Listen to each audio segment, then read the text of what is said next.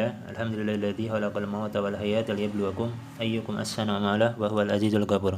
Allahumma shalli wa sallim wa barik ala sayyidina Muhammad wa ala washabihi wa barik wa sallim ajma'in, amma ba'd. Teman-teman, saudara-saudariku yang beriman, kaum muslimin dan muslimah tentunya dimanapun berada, kembali izinkanlah saya pada kesempatan kali ini berbagi masih di kitab saya Al-Bukhari di halaman 178 di kitabul tahajud, ya, kitab menjelaskan tentang perihal pernak-pernik yang berkaitan dengan sholat tahajud. Ya, ini kali ini menampilkan bagaimana sholatnya Nabi. Ada yang bertanya kepada Sayyidah Aisyah radhiyallahu anha bagaimana sifat sholatnya Nabi seperti itu. Kali ini di kesempatan kali ini di nomor hadis yang ke 1146 ya, itu ditanyakan kepada Sayyidah Aisyah. Di sini ringkasnya yaitu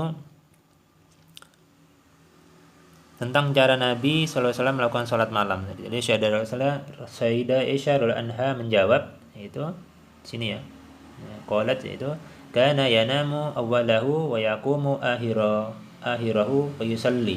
Nah, jadi Rasulullah itu tidur di awal malam. Ini tips untuk bisa bangun tahajud atau sholat malam tuh tidurnya harus awal malam. Nah, itu wa yaqumu, kemudian beliau bangun untuk sholat di akhir malam lalu sholat, seperti ya. Nah, itu jadi bangun di akhir malam untuk sholat itu lalu mendirikan sholat. Kalau setelah tidur berarti sholatnya dinamakan dengan sholat tahajud.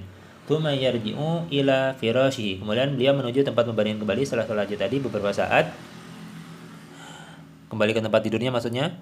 Dan fa idza adzanal muazzinu, maka ketika muazzin itu sudah mengumandangkan azan gitu kan, fasaba fa in kana bihi hajatun, dan apabila muazin sudah mengumandangkan azan kemudian beliau seandainya atau misalnya beliau ada hajat ya, bila saat itu beliau ada hajat terhadap istri-istrinya, maka iktasala, maka ketika beliau ada hajat dengan istri-istrinya maka beliau mandi, seperti itu.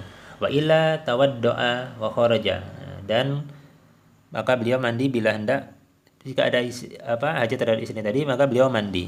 Bila tidak maka beliau hanya berwudu lalu keluar untuk mengerjakan sholat.